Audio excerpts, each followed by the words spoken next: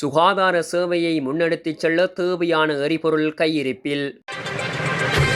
சுகாதார சேவையை தடையின்றி முன்னெடுத்துச் செல்வதற்கு தேவையான எரிபொருள் கையிருப்பு நாட்டில் உள்ளதாக ஜனாதிபதி அனுரகுமார திசாநாயக்க தெரிவித்துள்ளார். இன்று பாராளுமன்றத்தில் உரையாற்றும் போதே ஜனாதிபதி இதனை குறிப்பிட்டுள்ளார். 2 மாதங்களில் முழுமையாக எரிபொருள் தீர்ந்து போனாலும் அடுத்த 6 வாரங்களுக்கு சுகாதார சேவையை முன்னெடுத்துச் செல்வதற்கான பாதுகாப்பு கையிருப்பை நாம் களஞ்சியப்படுத்தியுள்ளோம். அத்துடன் துறைமுகம் மற்றும் விமான நிலையங்களுக்கு தேவையான பாதுகாப்பு எரிபொருள் கையிருப்புகளை சேமித்து வைக்குமாறு அறிவுறுத்தல்கள் வழங்கப்பட்டுள்ளன.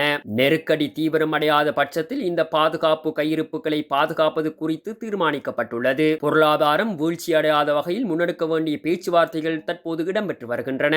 சீரான பொருளாதார பயணத்தில் சில இடங்களில் தடைகள் ஏற்படலாம், மோதல்கள் உருவாகலாம். இதனால் சில பொருளாதார கஷ்டங்கள் தோன்றக்கூடும். பொருளாதார கஷ்டங்கள் ஏற்படாமல் அனைத்தும் சுமூகமாக நடைபெற வேண்டுமாயின் வலிசக்தி விநியோகம் பழைய முறையிலே தொடர வேண்டும். எரிபொருள் விலை அதிகரிப்பதால் சில துறைகளில் பாதிப்புகள் ஏற்படலாம் அல்லது விநியோக சங்கிலியில் ஏற்படும் முறிவு காரணமாக சில துறைகள் வீழ்ச்சியடையலாம். இது குறித்து ஆய்வு செய்து மக்களுக்கு வழங்க வேண்டிய நிவாரணங்கள் தொடர்பாக கலந்துரையாட விசேட வேலை திட்டம் ஒன்று ஆரம்பிக்கப்பட்டுள்ளது என அவர் மேலும் தெரிவித்துள்ளார்.